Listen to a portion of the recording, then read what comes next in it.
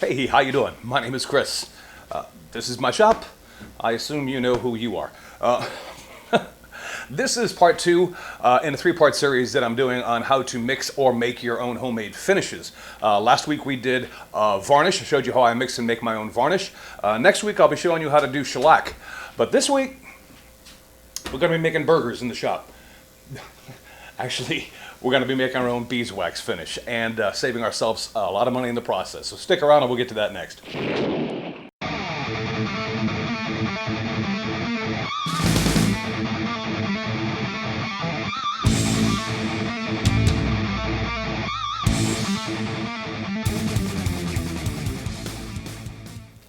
All right, before we get into the different ratios and the different uses of beeswax and what you can actually use the beeswax finish on, let's talk about what may be the primary concern for most people, and that's like saving some money. And I'll give you, for instance, this is a store-bought, big box store. Ace Hardware carries this, I believe. This is called Howard Feed and Wax, and it's a beeswax mixture that's typically used on all sorts of different things. But this is a pint of a beeswax finish, and this pint runs $8. This is a gallon of mineral oil and a pound of beeswax. Together, these two will make up a gallon of beeswax if you want to make that much. I doubt you do, but this is $24.32, and this cost $11.39. So a gallon of beeswax comes out to $35. And the last time I checked, there are 8 pints to a gallon. And if you 8 times $8, when I went to school, was 64 bucks. So you could spend 64 bucks on the pre-made stuff from the store for a gallon, or you could buy your own, mix your own ratios for half the price. So that's the initial savings cost-wise to you. I'll leave links to both of these products down below so you can see exactly what I bought and how it's used. But let me bring the camera in here and give you a better close-up look at what I'm actually using here. Okay, if you can tell, these are actual beeswax pellets.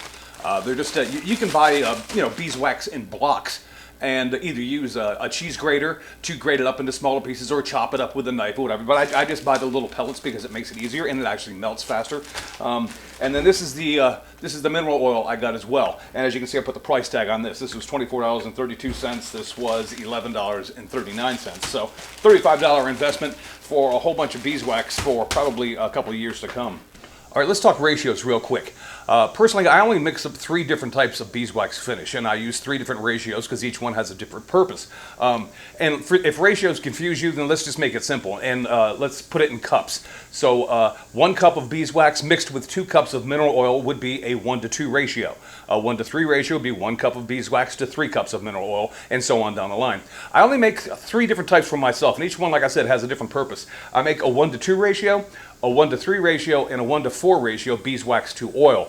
The 1-to-2 ratio I use on furniture. This works really well for me as a furniture polish. Now, everybody may have their own opinions on which formula works best on what thing. You know what? You're welcome to it. I'm just telling you how I do it. 1-to-3 ratio, and I mix a 1-to-4. The 1-to-4, this sticks around with me for a while because I don't use a heck of a lot of it. I have a butcher block countertop up in my kitchen, and the 1-to-4 ratio of beeswax is what I use when I'm cleaning and redoing the butcher block countertop in my kitchen. So this tends to stick around a lot longer than this. This is pretty much my go-to beeswax finish, and it's a 1-to-3 ratio of beeswax. And this is a formulation that I use on all sorts of different projects. Anything from like maybe a jewelry box I'd want to leave a natural wood finish on, up to maybe a bandsaw box, or primarily. And also this makes a great cutting board finish as well.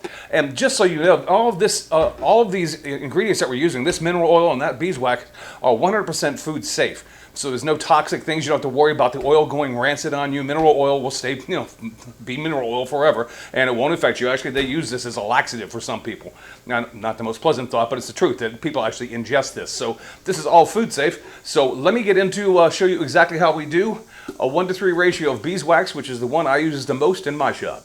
The 1-to-3 ratio that I always mix up for myself, and just because I don't normally mix up a lot of this, so I don't do a whole cup to 3 cups as far as the ratio goes. I normally mix up 3 ounces of the beeswax, and I'll take it from this measuring cup and put it inside this Pyrex measuring cup.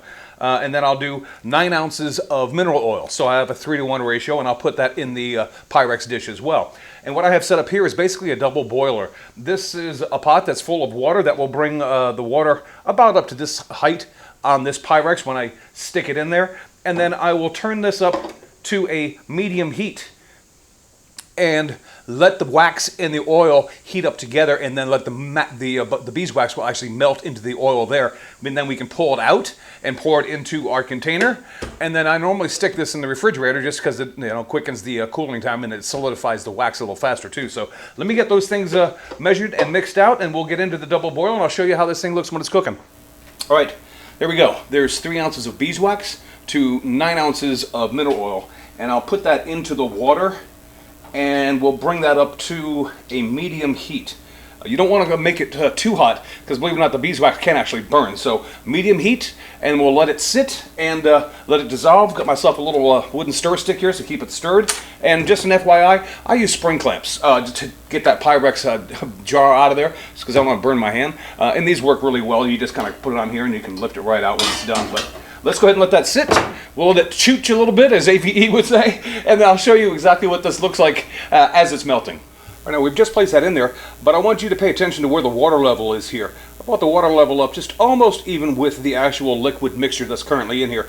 And it's just because I don't want to walk away from this and have this come to a boil and have the water end up ending into the finish. So just keep it low enough so the water has no chance of getting into your finish as you're waiting for the beeswax to melt, and you'll be fine. We're about 10 minutes into this, and as you can see, the wax is just beginning to break down a little bit. But once it gets to this point, it goes pretty quick. So I think in about 5 minutes we'll be done. Just as I assumed, after about 5 more minutes, you can see we've got a really clean liquid. All the beeswax has melted and dissolved into the mineral oil. So let me go ahead and grab my spring clamps, pull this out of here, and we'll get this prepared to stick in the refrigerator. All right. Set that down on that little board right there. Quick grab a glove here and put that on so I don't burn my fingers. And I'll just take this and pour it into my little jug here. We're going to throw that into the refrigerator. We'll come back in about 2 hours and get this a good chance to solidify. And I'll show you what this looks like, and I'll also show you, because I've already prepared a 1:2 ratio, and I've also prepared a 1:4 ratio, and I can show you the differences between a 3. All right, the easiest way for me to show you the differences between these 3 mixtures that I make is to basically try to show you how I stir them. And as you can see, the 1:2 mixture, if you look at this, it's kind of not so stirrable, which means it's just a heavier wax-based finish. That's all. The 1:3 mixture is a little easier, though it's still a little more consistent. But then you've got the 1:4 ratio here. If you take a look at that, and you can see that it's a lot more liquidy, which is one of the reasons why I use it on the butcher block countertops I do in my kitchen. This I use in the majority of my other projects. This is the 3:1 ratio, and that's why this is a furniture polish. Okay, so there you go. My 3 different versions of beeswax finish that I use for different purposes. I have 1:2, a 1:3, which is my go-to, and then a 1:4. Next week, we'll be talking about mixing up and making your own shellac.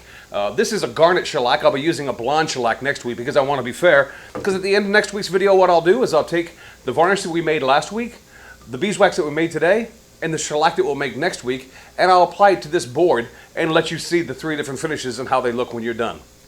But either way, making your own saves you some money, and you know what you always know? You know what the quality is that goes into the finish you're using. That's never a bad thing. You guys take care. I'll talk to you next week. Until then, get out into your shops. Make that first cut on something, because that's the start of getting something done. I'll talk to you later.